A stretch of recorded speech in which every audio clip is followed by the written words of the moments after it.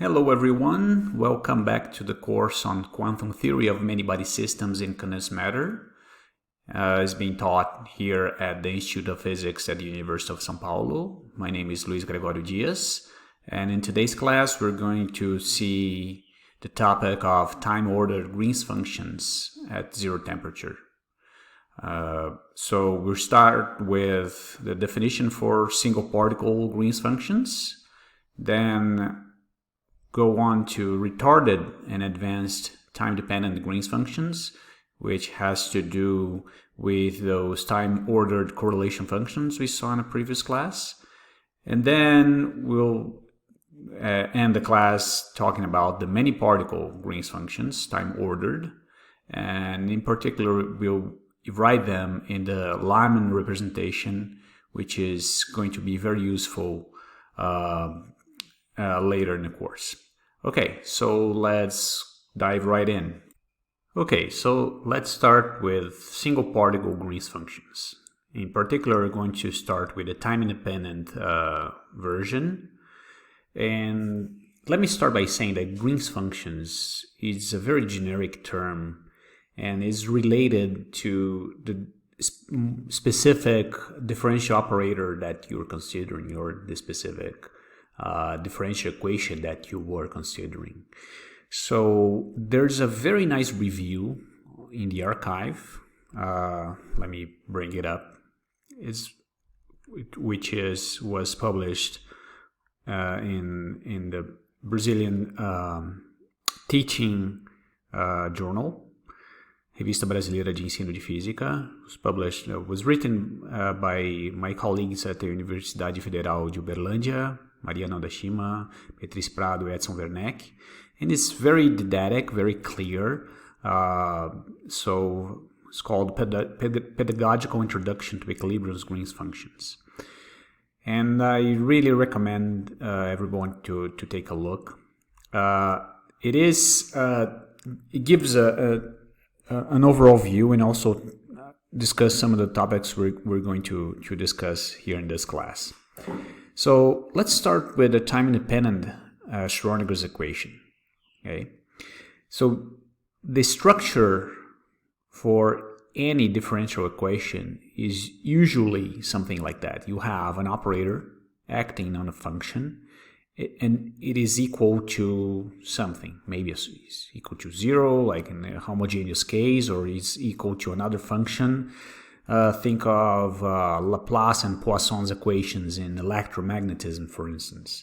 So the Laplace equation is a homogeneous equation, and the Poisson one has, say, a charge distribution here on the right-hand side.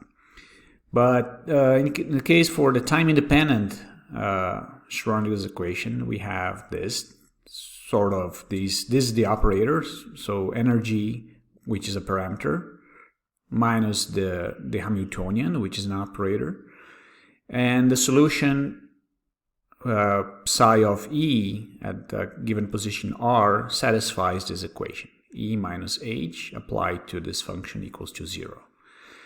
So if I write my Hamiltonian like we discussed in the interaction picture as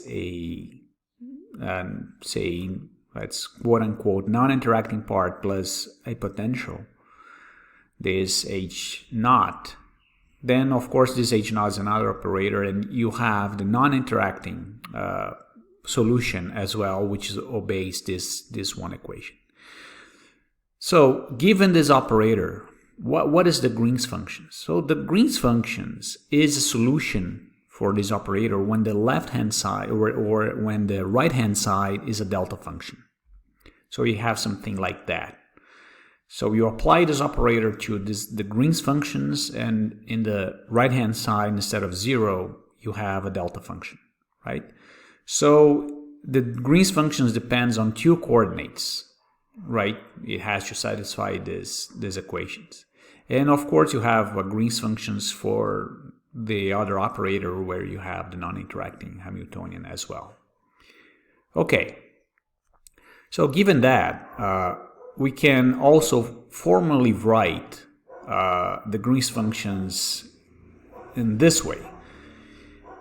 So if you would think that if I multiply the Green's functions by its inverse, I would get a delta function, right? Then the inverse of the Green's functions has to be this operator. So in that sense, if I'm defining the inverse of G, a function or an operator that gives me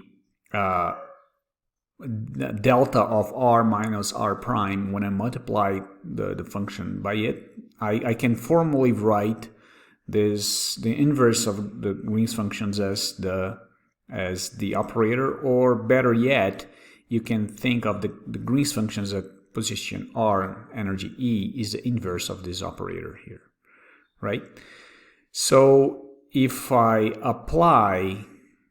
know the Green's functions at a given these inverse Green's functions at a given position r and energy E, and I apply to the solution I'm looking for, I get 0.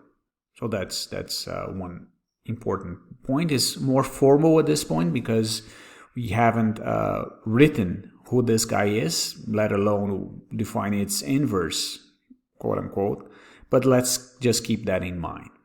All right. In fact, let's just be a little bit more specific and see what I mean by this, by G minus 1 and G equals delta. So let's quickly see that in the blackboard. So let's take a better look at what I mean by this delta function, right? Or this G minus 1. So I had this is the definition for my Green's functions, and say that I want to look for a function that G minus 1,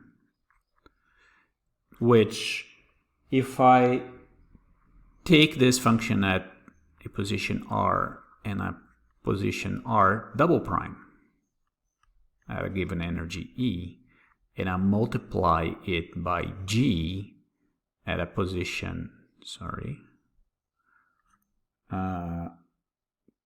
position R2 prime, R prime, and I integrate that over these double 2 prime here, right? This guy. This gives me delta of R and minus R prime.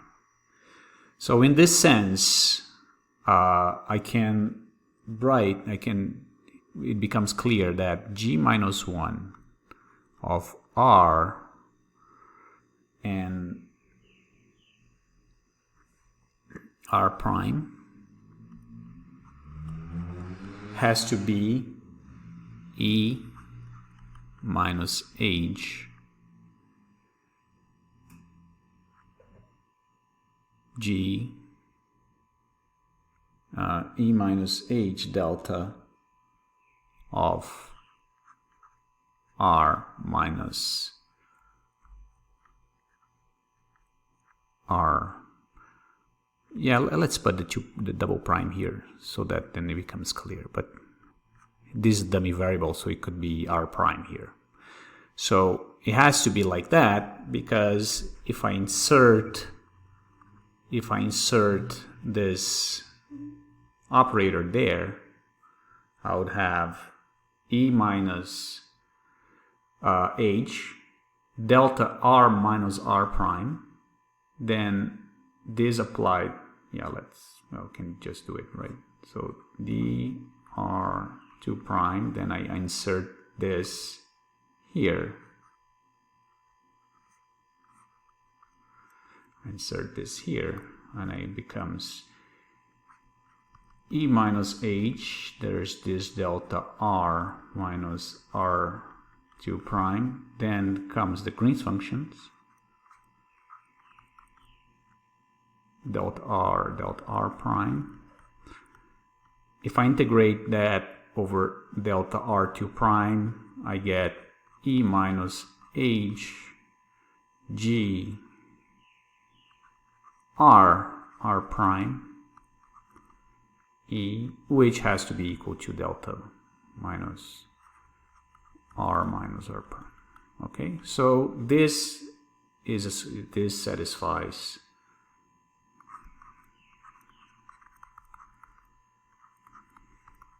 this equation. So formally, what I'm writing there is if R equals to R prime, R equals R2 prime, and notice that this is, you have to view it as a distribution, but if R double prime goes to R, and then this function is only depends on R, this is formally equals to the inverse. This inverse is equal to the operator. Okay, so yeah, let's go back. And notice that the same can be said about the non-interacting Green's function. So I have formally this. This is all formal. You have to remember that this is the inverse Green's functions at that R double prime equals R prime, right? Otherwise, it would be this times a delta function.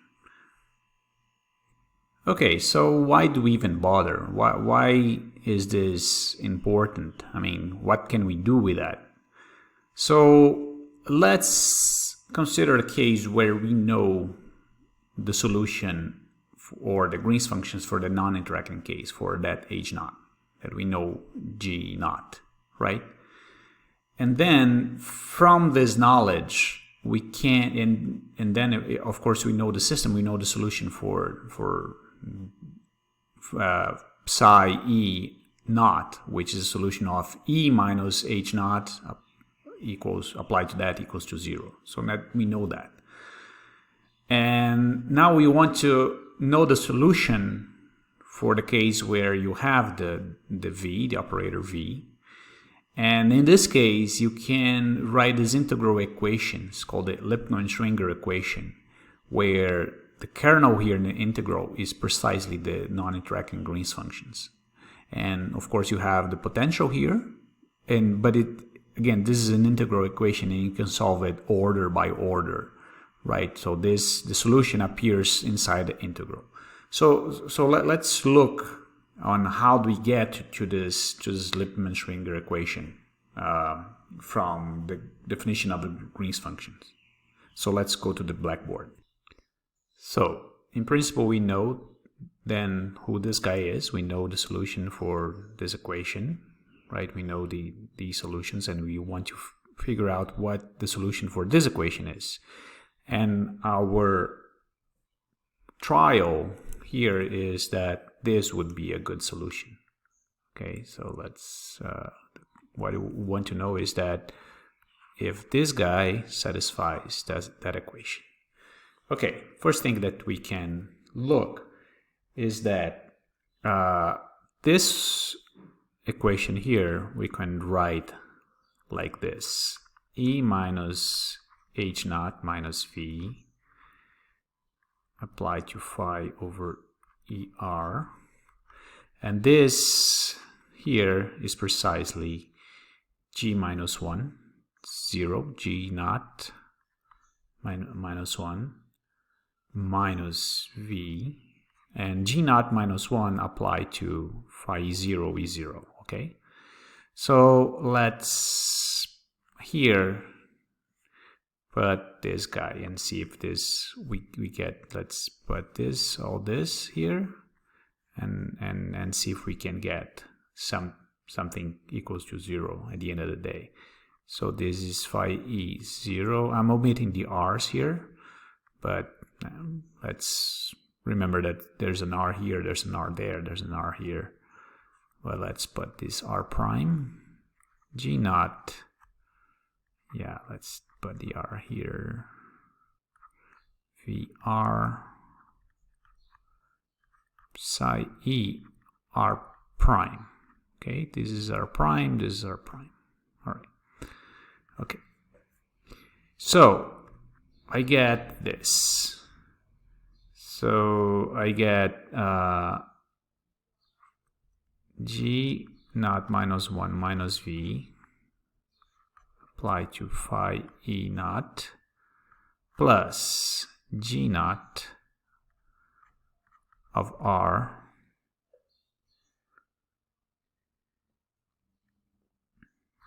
and let's put this inside the integral, right? Let's put this inside the integral.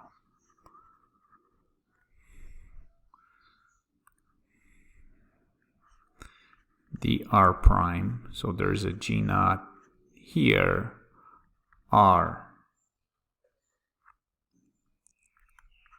e minus 1, g naught r prime, vr prime, and psi e of r prime. Minus what? Minus vr integral of dr prime g naught r prime vr prime cer, right? So that's I'm multiplying this by this. All right, so that's what we get. All right, so this one, this times this gives me 0, right? So I get here minus vr ce naught. All right.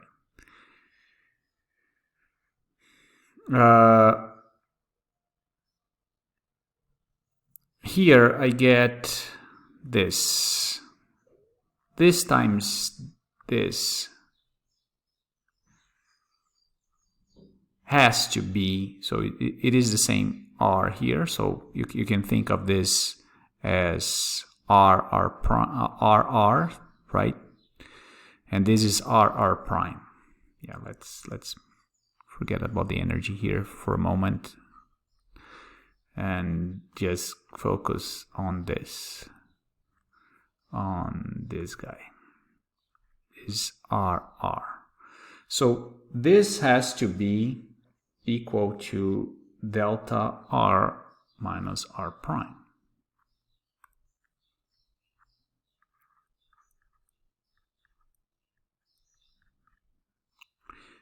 Right? So that's I'm taking this with this one. Remember, this is essentially the definition. If this would be, if this would be a R double prime, right? I would get precisely that, right? So that's essentially what I'm doing here.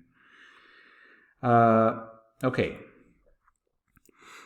Then if I integrate this over R prime, what I get from this expression, let us not forget the second one here, but the first expression would be V of R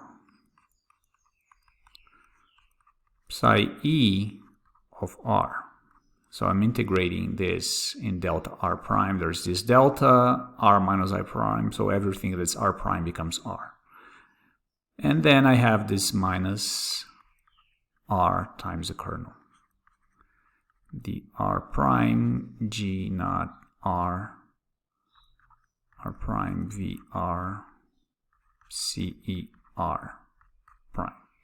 All right, so here what I get is this. I get VR psi of E minus psi E naught.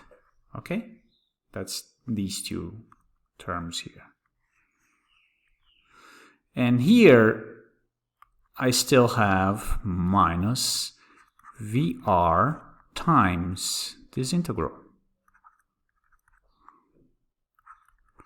G naught R prime VR prime, sorry, here, and CER prime. Okay, but phi E minus phi naught is precisely the same integral here. So this guy equals this integral here, right? And since I'm multiplying both by VR, the net result here is 0. So yes, the answer is yes. This is a solution for this equation. Okay, so that's what we want to prove. And the crucial step here is to define this g minus 1 as we had done before. So let's go back to the slide. And another way to put this solution, or if you want, is it is also another solution to that equation, right? E minus h applied to this equals 0 is if instead of putting g naught here, you put the actual g, right? And instead of psi over e, you have psi e naught, which you know. So here, this is actually an equation for g, because you know this guy, you know the potential, but you don't know that. So while here is the Lippmann-Schwinger expansion for the solution that you want, given the propagator or the Green's functions that you already know, this would essentially has to put in a form that it becomes an equation for the g that you don't know yet. So that's essentially what we can write. If we combine these two solutions for the same equation, we can get an integral equation for g in powers of g naught, right? And this is called the Dyson's equation. So the Lippmann-Schwinger equation is for solution, and this is the integral solution for the Green's functions. So let's give a pictorial view of how do we get to these Dyson's equations from these other two solutions. Let's go to the blackboard.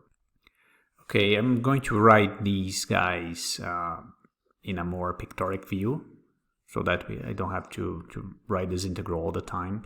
So write this one as this. So psi of e equals psi of e naught plus g naught v psi over e, right? And think that, you know, there is this integral here whenever I have more than one, right? Okay. Here would be something like this. Psi over e equals psi 0 plus g v psi,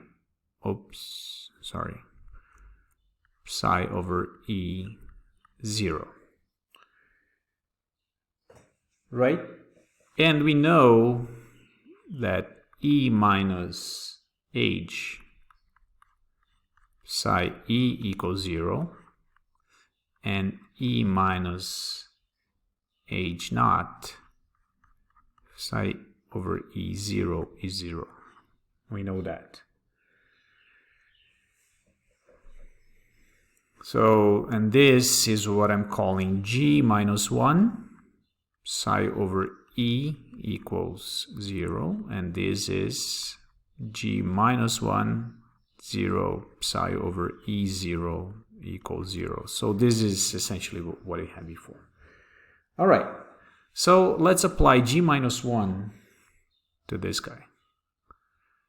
So g minus 1 applied to c over e, and we know that this should be 0, right? We have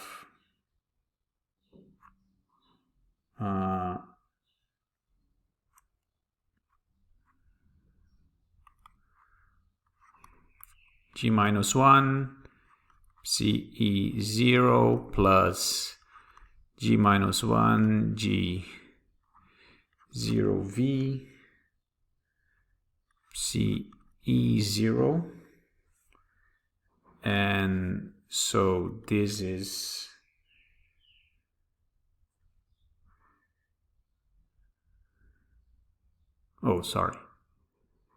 I'm applying to this other one here, to this one, not so this is not g0, this is g. Okay, yeah, so this is, So this is of course 1, right? This is all pictorial, but so this is G minus 1 plus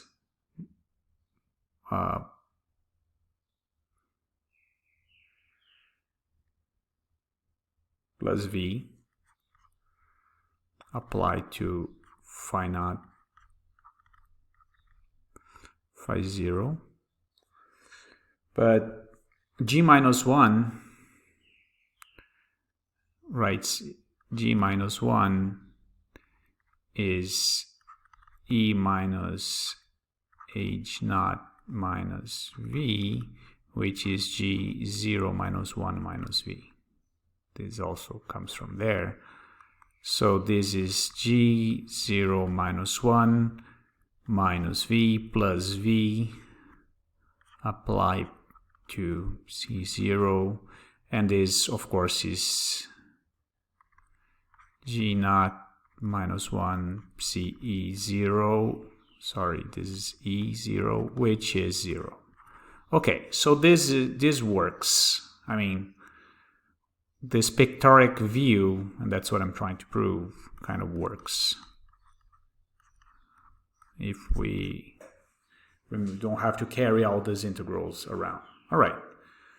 Okay, so now let's compare these two solutions. That's the whole goal here. I want to compare these two. So the first one,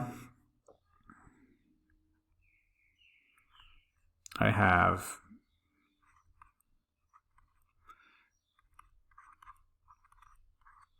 E over E0 plus G0 V, and then I repeat the whole thing here, right? Plus G0 V E. So this is, there's a 0 order in V, there's a first order in V, this is E0, it's all E, sorry, here. Then there's a second order, G0 V, G0 again, V, E, and yeah, probably went out of your screen here, but it continues on. Now the second one is something like this, equals VE0 plus the Green's functions times VE0. Now notice this. This is the first one, and this is the second one. We know that both are solutions to this equation, right? To this equation here. So this one. So notice that if I factorize this in the first one, I would get this. Psi E equals psi E0 plus, first term would be G naught, right? So I'm factorizing this guy here. Second term would be G naught V G naught. Third term is G naught V G naught V G naught, etc., etc. All that would be multiplied by V psi E0. So we're led to believe that, I mean, if all this works to be consistent, this has to be equal to G, which is precisely that. So we get to this pictorial Dyson's equation. So G equals G naught plus G naught V G naught, etc. G naught V G naught V G naught, etc., etc. But notice again, if I take this, which will appear at every term, what I get is precisely. So here I can do it both ways, either here, or I can take a G naught at the end. Let's do it the other way around. Both are equivalent, but this one is the way that is written in the slide. So I'll take this G naught here, and I'll take this as the first term,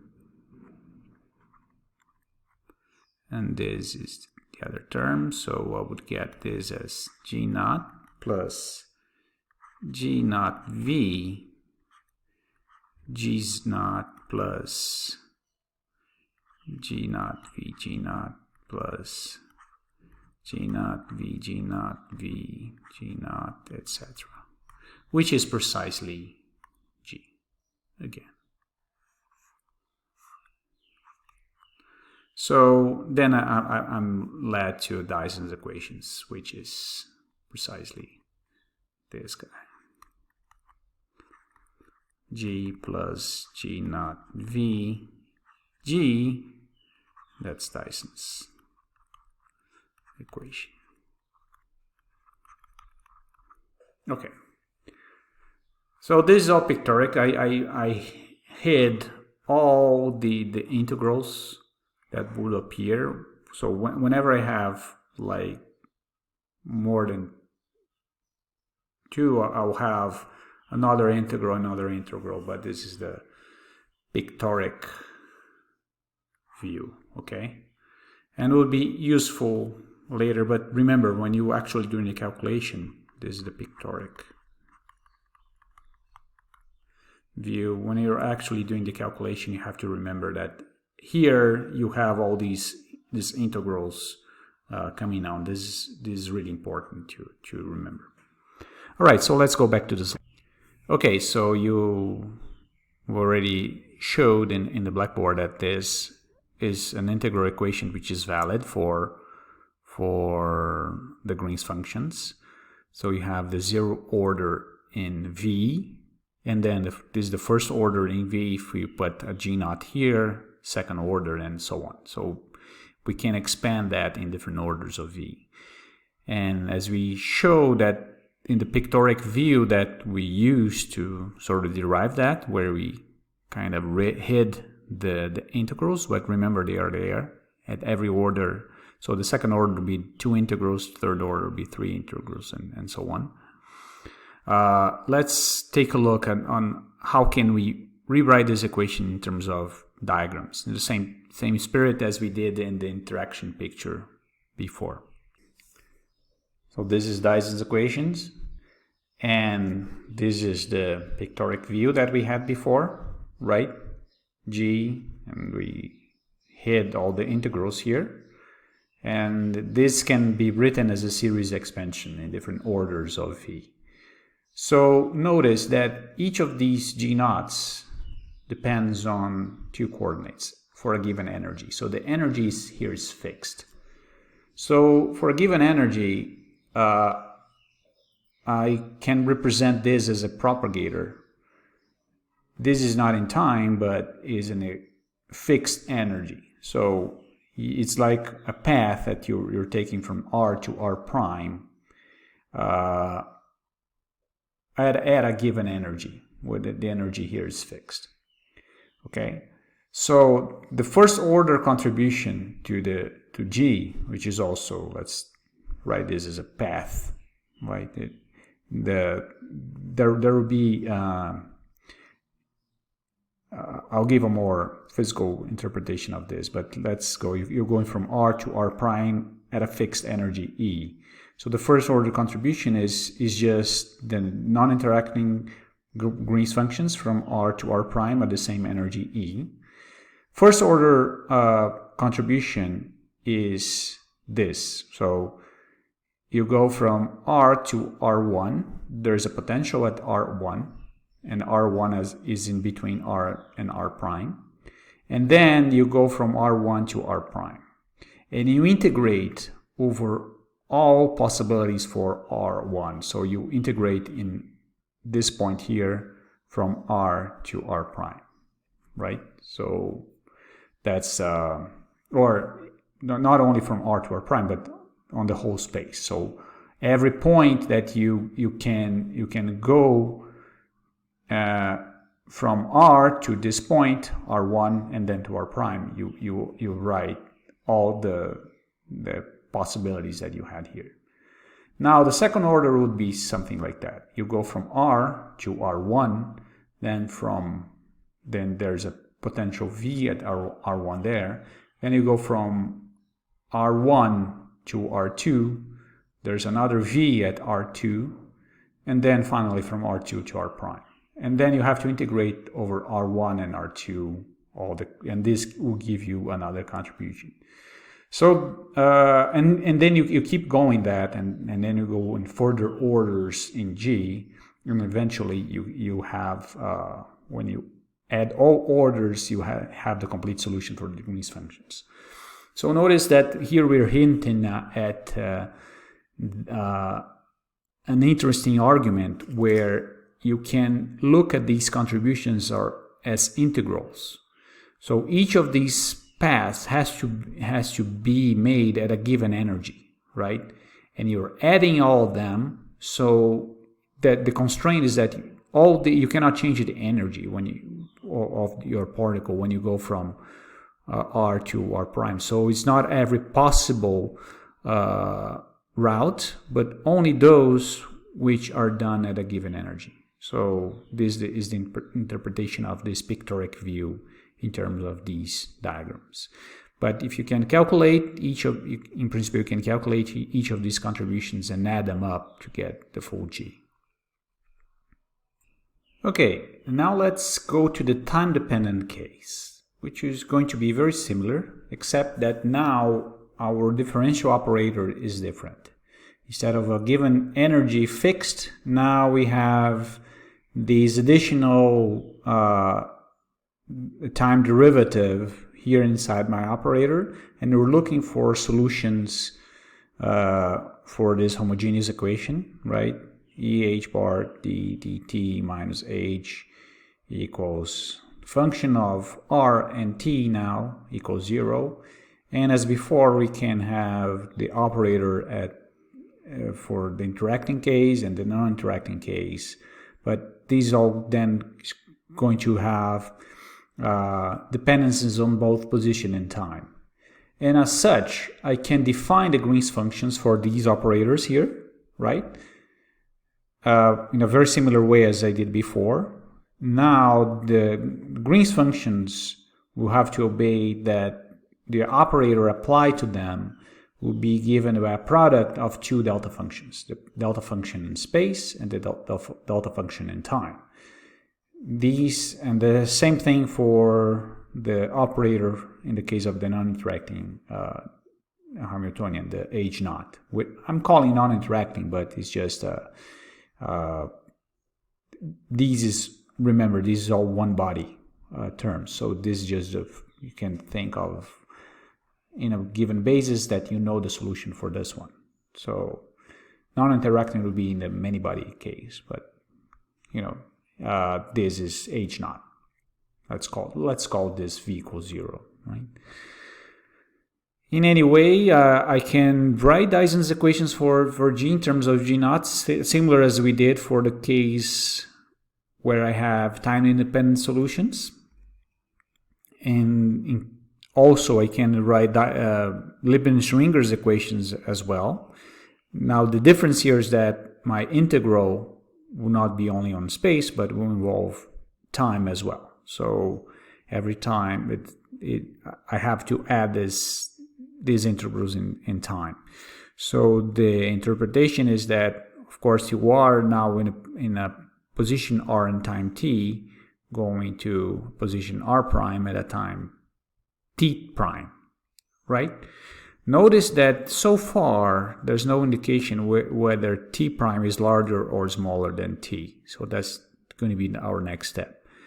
But remember, these are the solutions for the formal solutions for this equation. Both of them should apply, and you can prove that yourself following the steps that we did for the time-independent case. So, and from these we can write an equation, integral equation for g in terms of g naught, very similar to what we did in the previous case. But now let's look at what happens. I mean, how do we choose whether t prime is larger or smaller than t? So the first step is to notice that if I have the solution at a time t prime position r, and if I multiply this by the Green's functions g r t r prime t prime and integrate over r prime, notice there is no integration in t prime here. But if I integrate in r prime, this will give me a solution that satisfied I h bar ddt minus h, our differential operator, times this equals to 0. So this will be a function of t only, as long as t is different than t prime. So let's look how this works, because this is an important step. So let's go to the blackboard. Okay, so in order to prove that, we need those definitions. So you want to show that this is a solution to that, and we have the definition of the Green's functions here. So, okay, so let's write this equation, already substituting that in here. All right, so we have, and by the way, now I'm dropping for sure, saying goodbye to h bar. H bar for me is going to be equal to 1 from now on. So goodbye h bar, and let's do just that, ddt minus h, and then I'll replace everything here. dr prime g rt r prime t prime times the solution at r prime t prime. Okay, now this should be equal to what?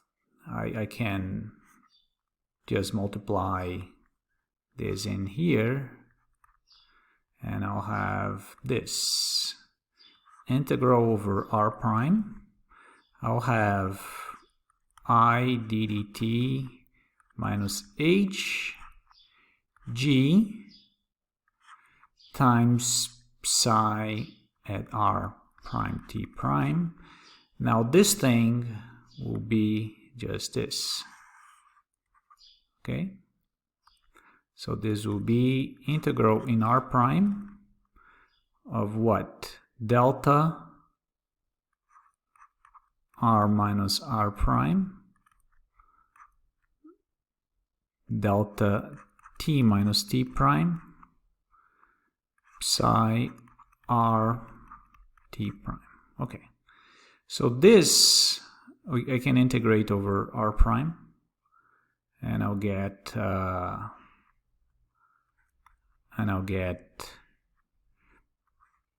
psi at r and at t prime, right? This stays here, and I'll still have this delta function here as well. Okay, so this will be t minus t, delta t minus t prime, which is 0 if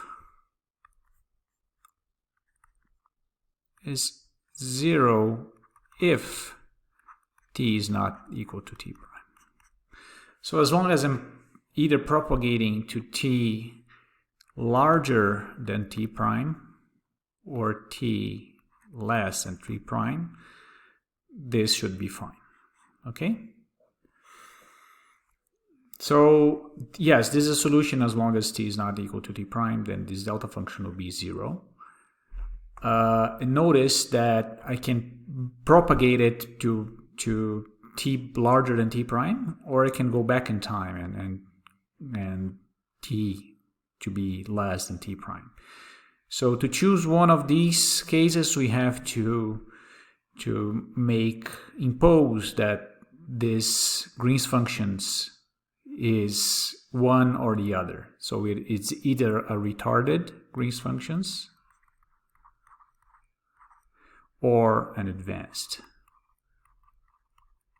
But both of these propagations, either forward in time or backwards in time, will give me a solution for this equation. Okay, so let's go back to the slide now.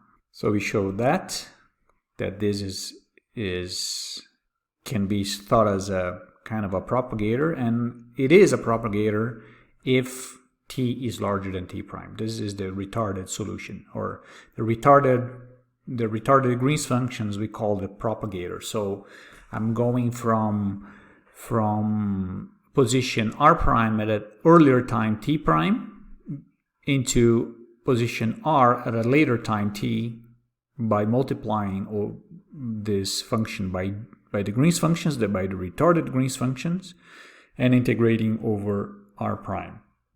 And here I'm reinforcing that this is retarded by putting the Heaviside function here.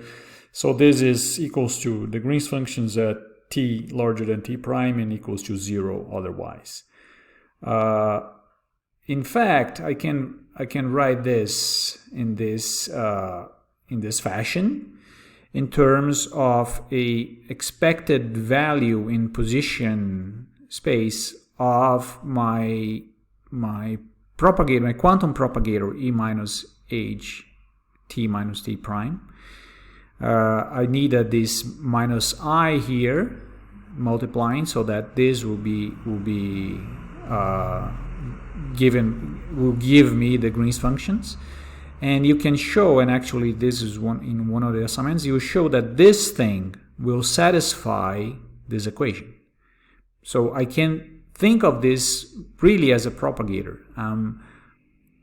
Essentially sandwiching my quantum time propagator from t prime to t with t larger than t prime in position space. That's the interpretation of these retarded Green's functions.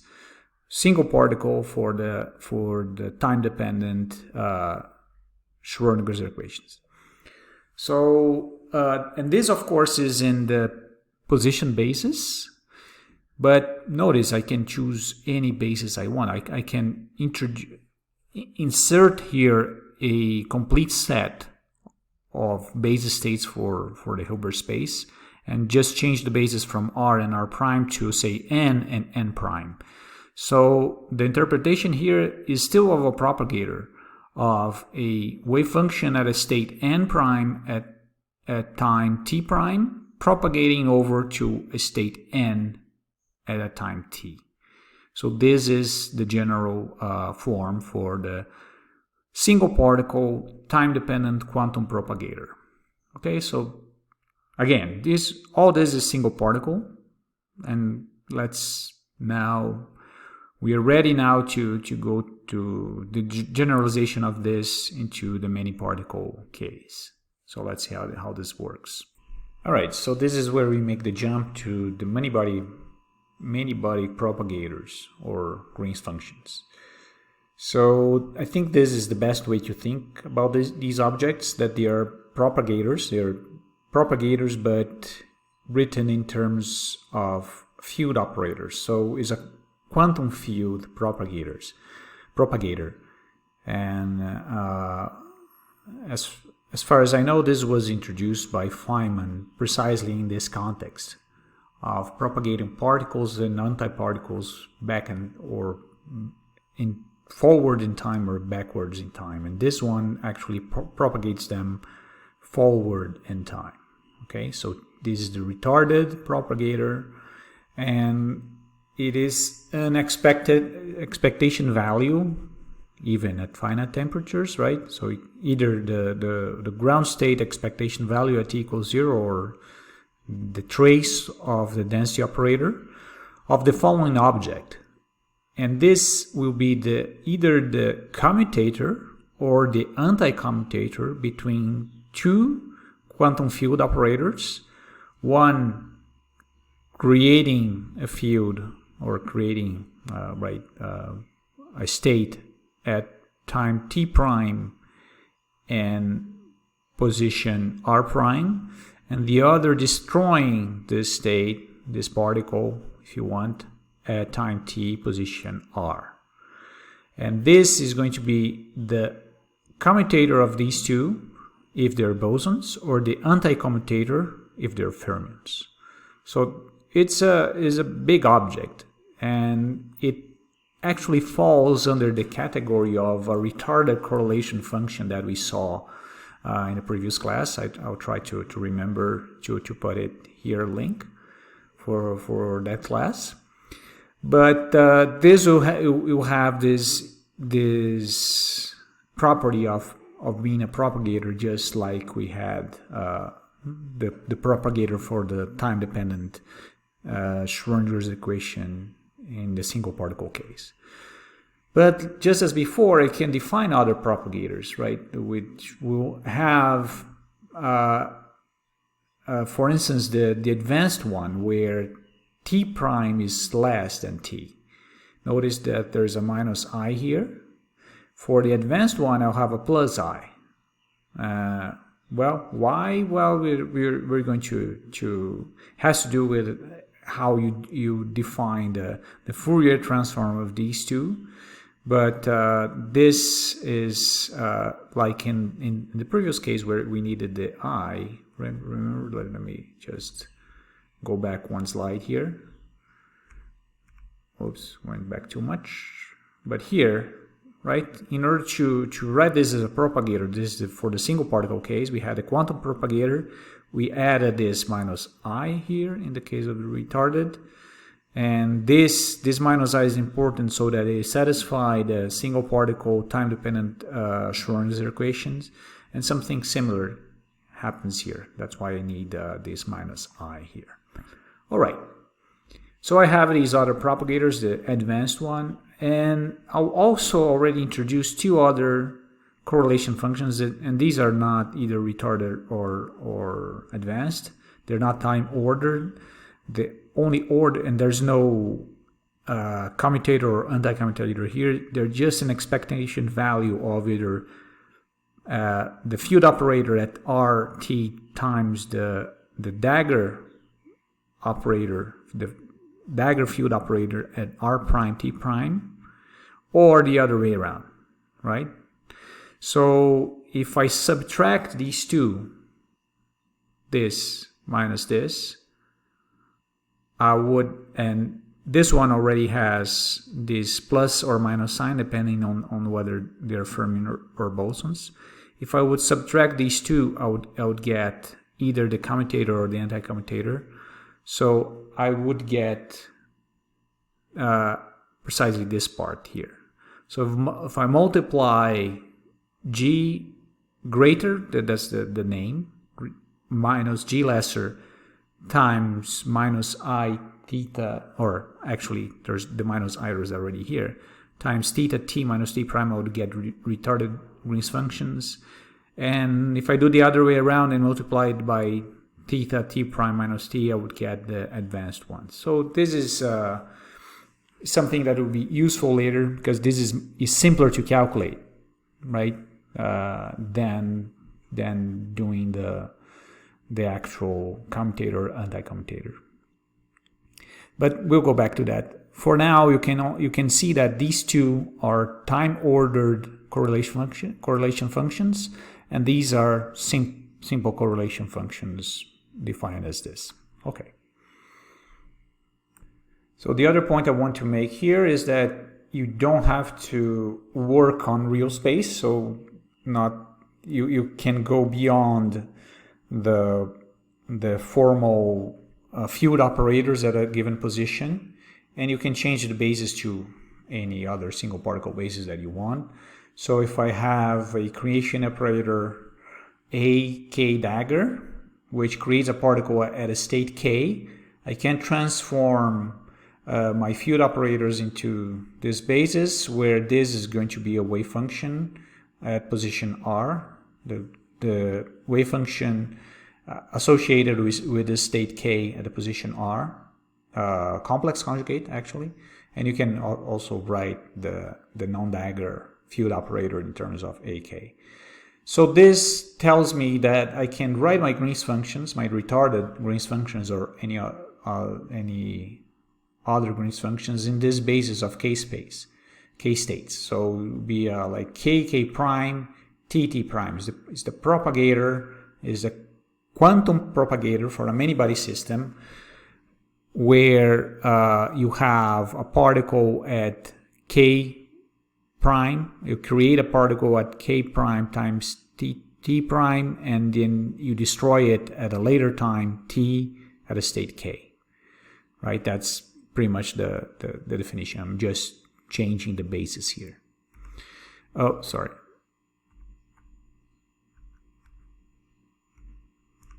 So I can do that for the advanced and greater and lesser Green's functions as well. So it's pretty much what I had before, right? So there you go, 1, 2, 3, there. So lesser, I had psi dagger at r prime t prime, psi at rt, and the greater, and the lesser the other way around. So if I look at the greater, I have a dagger at k prime t prime, and the a at k and t, and the other way around for the lesser, with a +1 or -1 depending on their bosons or fermions.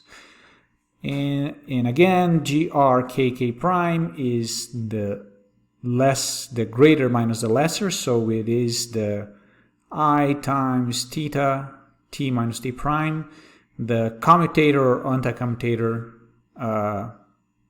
with a expected value at a given temperature or at the ground state. All right, so these are the formal definitions for these quantum field propagators that I can apply to a many-body system. So let's see what we can do with that. I mean, what kind of information I can get from these. So one way to represent these Green's functions, these many-party Green's functions, is to represent them in terms of matrix elements between states in the many-body spectrum.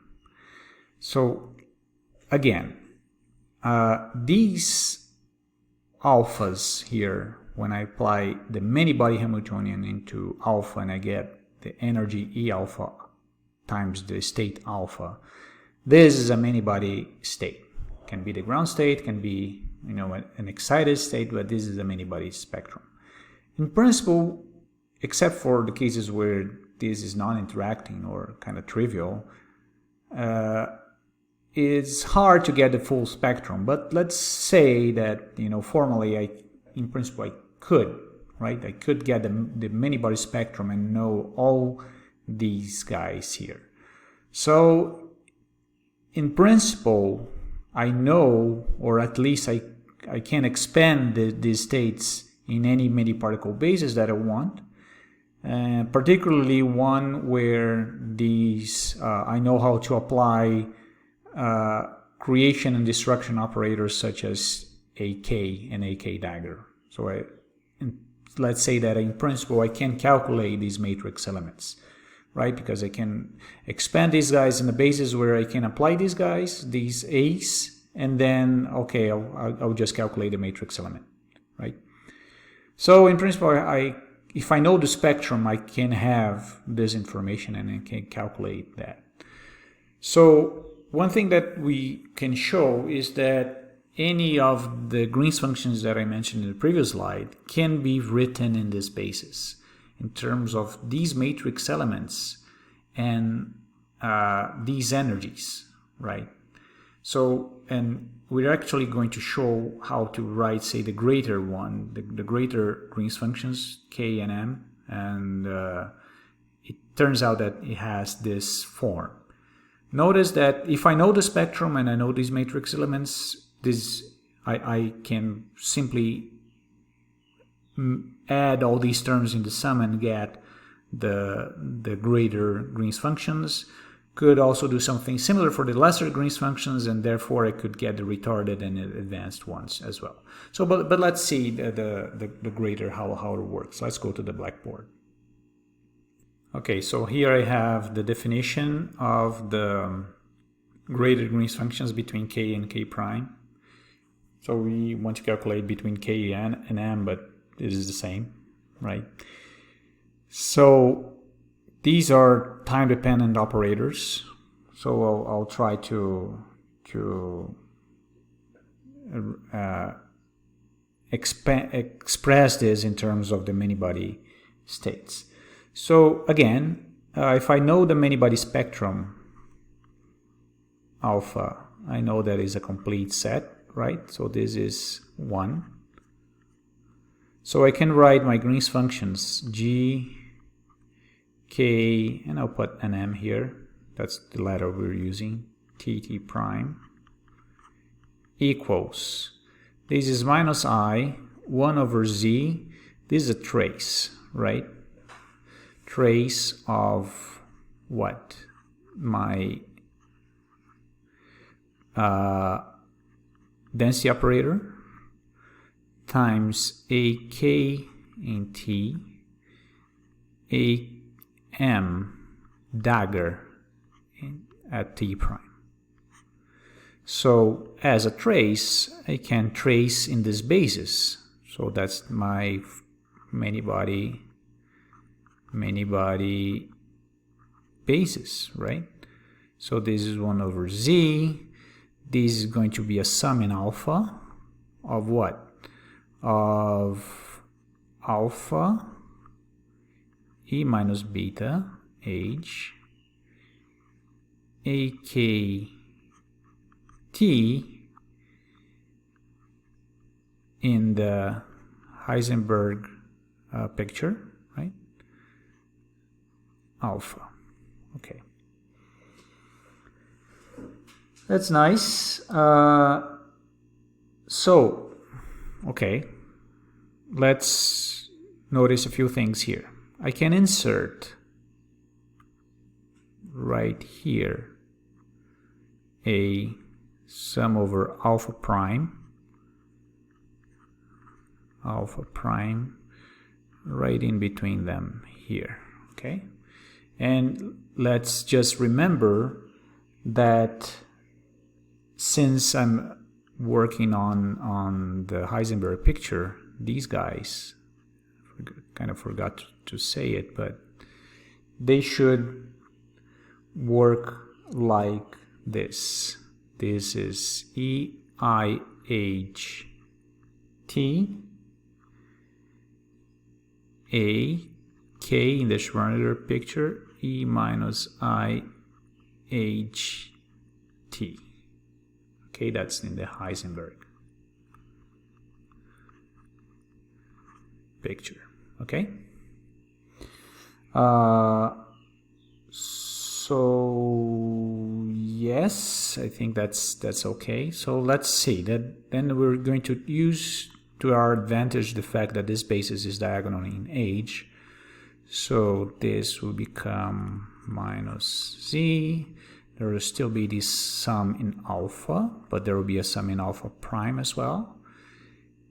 And E minus beta H applied to the bra alpha will get me a E minus beta E alpha.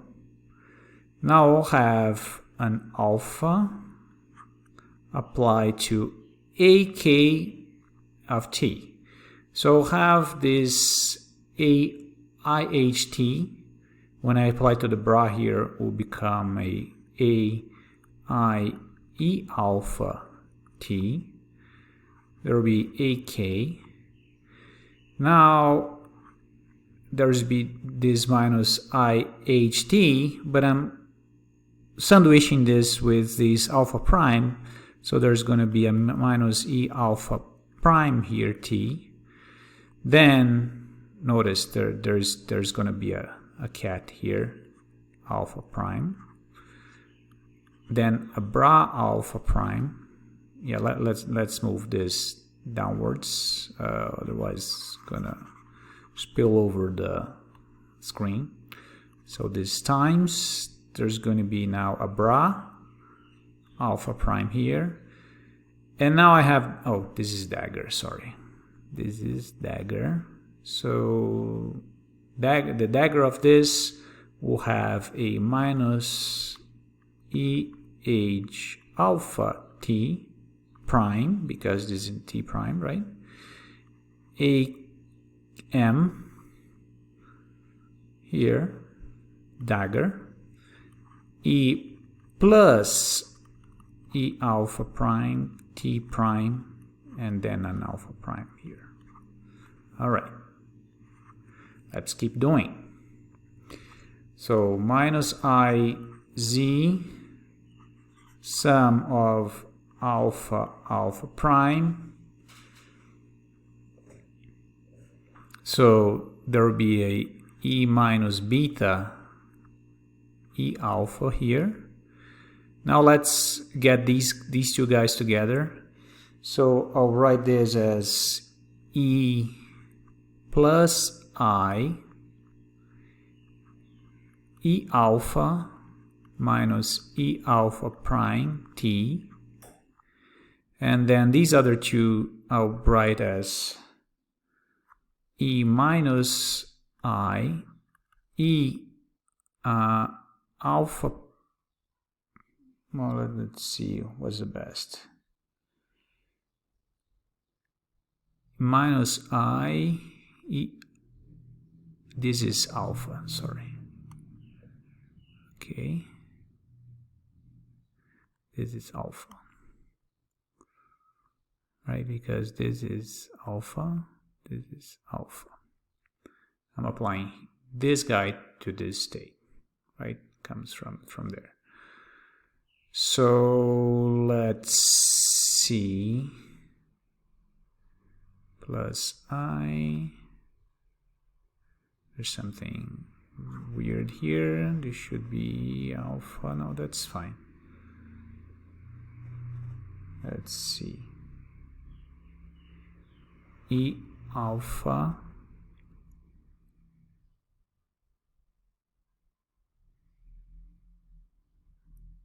I'm sorry.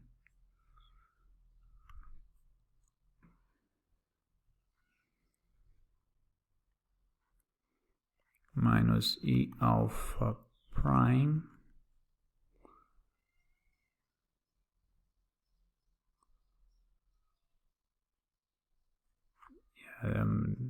must have done something wrong here.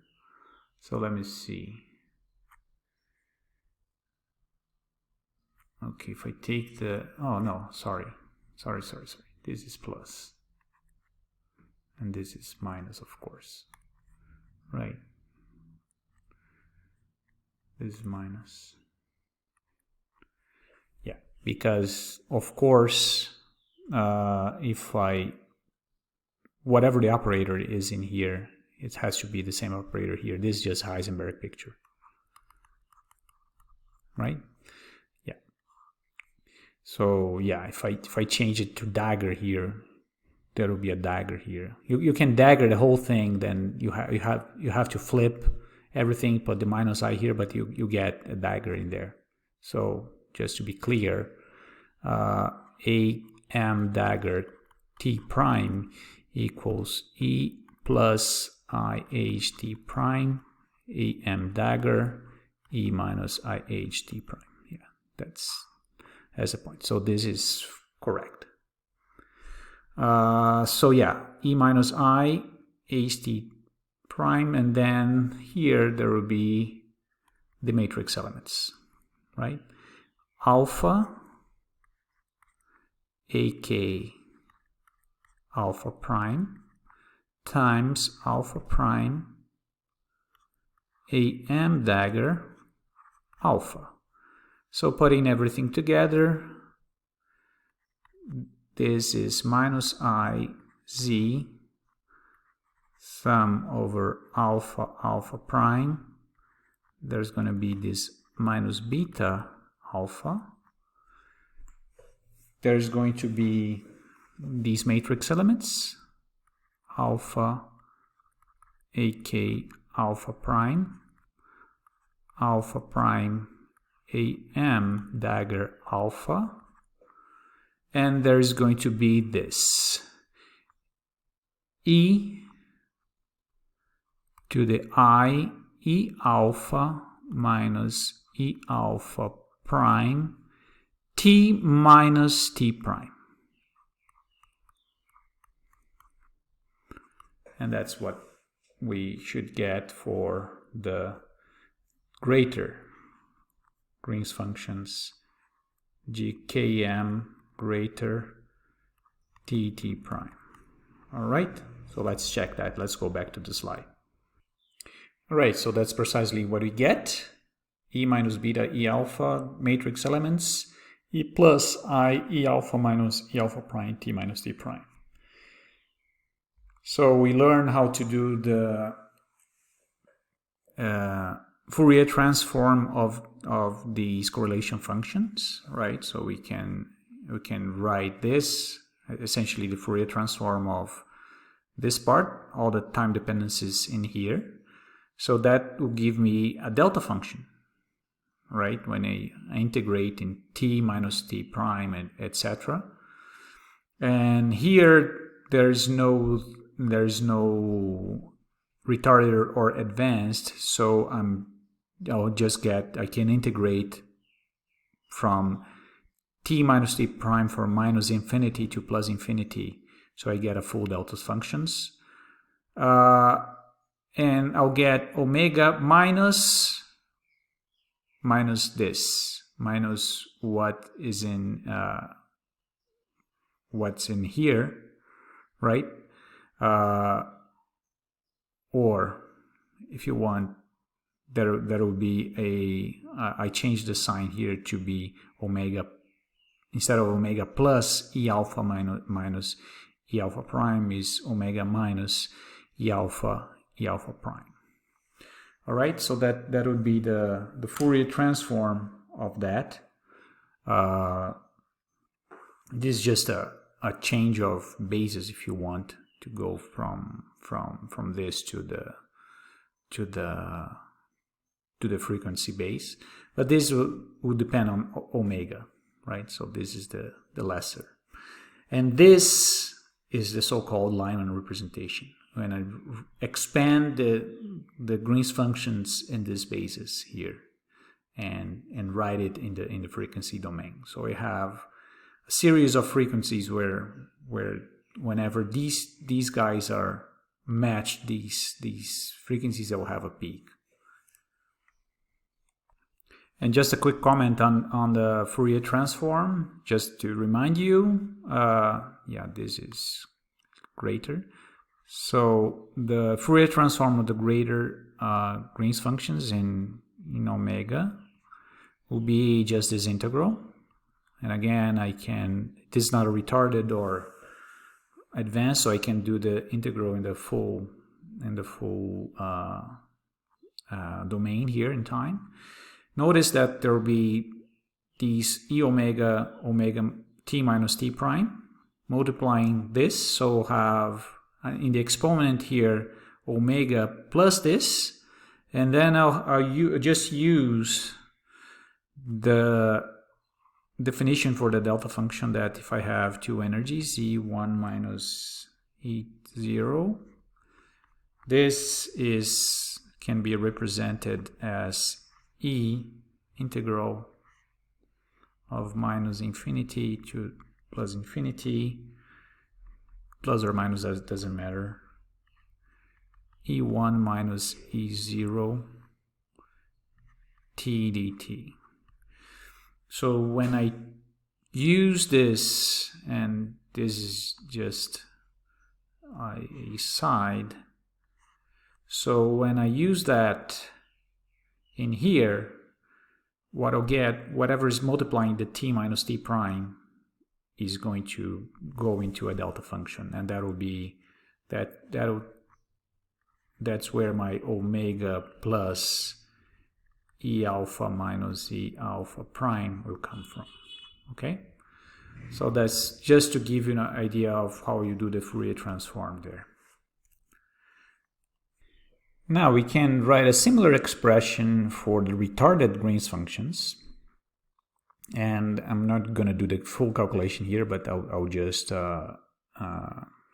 show you the steps behind it. Everything is very similar to what we had for the greater that we did here, right? So there's still these minus beta here, there's the matrix elements, but instead of these delta functions, notice the minus 2pi here. Instead of these delta functions, I'll have this structure. And why is that? And also I'll have the other term, which will come from the lesser Green's functions.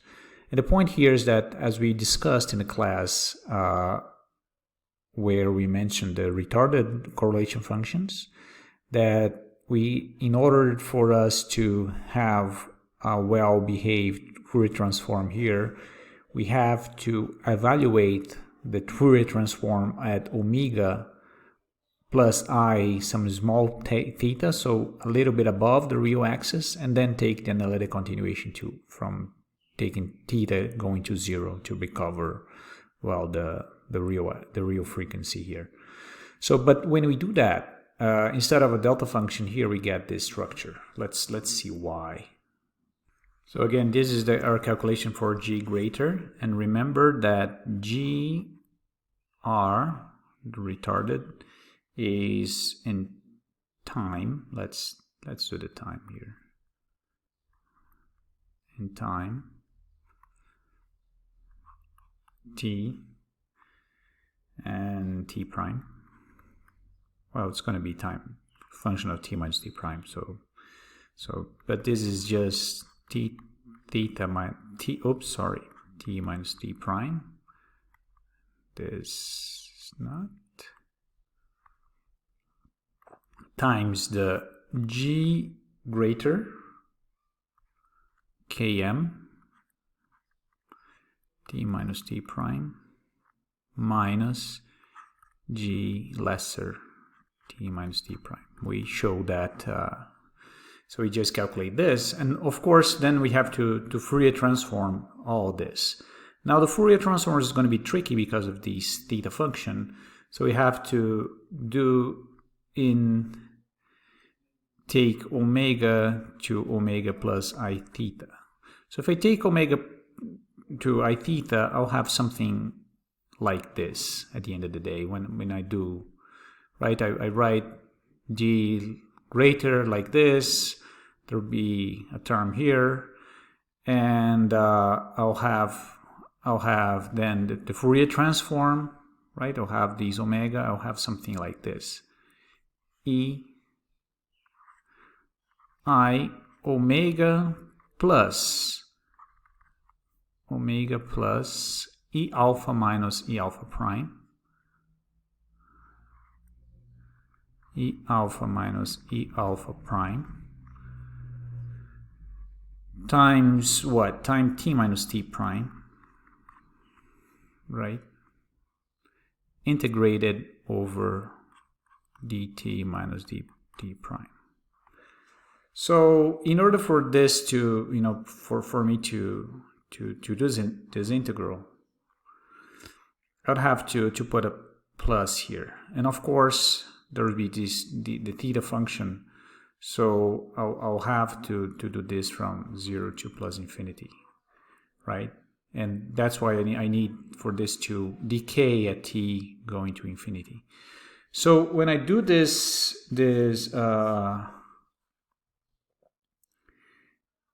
integral,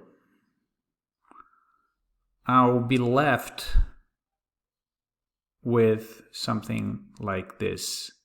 There will be a term at infinity which is going to vanish, hopefully, because of this, the I theta. And I'll have the term at 0, at t equals 0, which will be something like this, right? So this, I'll need that, so that the term here will vanish. But I'll still be left with something like this. E plus I theta plus E alpha minus E alpha prime. Okay? So there's going to be one term like this. So I'll have no delta function, but I'll have this. And then I'll have to take theta to 0 later, but so far it is as this. And I'll have another one which is similar for the lesser Green's functions, right? So this comes from this one, and I'll have a different one from the lesser. So you can do the calculation and redo the calculation for the lesser here for the time dependency, and you get the correct expression. Of course, there's going to be these factors of 2 pi here and there that you have to take into account. But at the end of the day, that's the reasoning behind these guys. So why get this, right? E plus, there's a plus E alpha minus E alpha prime, or if you want to write the ways there, plus alpha minus, sorry, let's put it here, 1 omega plus minus E alpha prime minus E alpha. That's the way it's written there. Okay, so this will come from the greater Green's functions, and this other one comes from the lesser. And why is this important here? Well, there's one quantity that comes from the retarded Green's functions, which is related to its imaginary part, which is the so-called spectral function. And it is particularly important in the case for the diagonal case, the diagonal Green's functions, so where m equals k. And this will become related. Then here, when I take the imaginary part and now taking eta to 0 and going into the real frequency, I do get a delta function here. That's something that we're going to see in assignments. It's a property of complex variables, right? Principal part plus these delta, and this is really, that's where the delta appears here. And there's going to be these matrix elements squared, and it involves some interpretation in terms of a transition between many-body states, how they are mediated by these AK. In one of the assignments, we talked about the Fermi-Golden rule, and there were matrix elements there too, between an initial and a final state, and here is in this same spirit. So you can think of it at 0 temperature, for instance, when this beta is very large, and the only term here that survives in this sum is when alpha, for instance, equals to 0, meaning that you are in the ground state, and then you have the other sum in alpha prime. This term, of course, will vanish, but this one will be 1, and you still have the sum in alpha prime going from 0 to some other state there, and that's the transition from the ground state to an excited state. And these deltas here you'll get peaks whenever omega is equal to one of these excited states energies. So you get the series of peaks in this function. You have a peak whenever you have omega equal to some excited state energy, right? And the height of this peak will be given essentially proportional to these matrix elements. How strong is the ground state connected to these excited states by this operator A dagger K, or which is precisely the K in as the index in my spectral function. So we're going to see later in the course that this, for instance, is the way to calculate transport, right? So if you have transport through a many-body state, the probability of going from the ground state to an excited state and you transport through that excited state will be essentially given by that. And in particular, what happens at the function at 0 frequency. That's what's going to, at first order in linear response is going to represent the transport. So for now, this is the physical interpretation behind the Green's functions. It gives you some idea of how the operators that are defining the Green's functions act between the ground state and excited states, and you're looking particularly at transitions mediated by these operators. And we're going to see more about that throughout the course. All right, so this is it for today. It's been a long class, but this is an important topic, and I hope you enjoyed it. And looking forward to the next class. Bye-bye.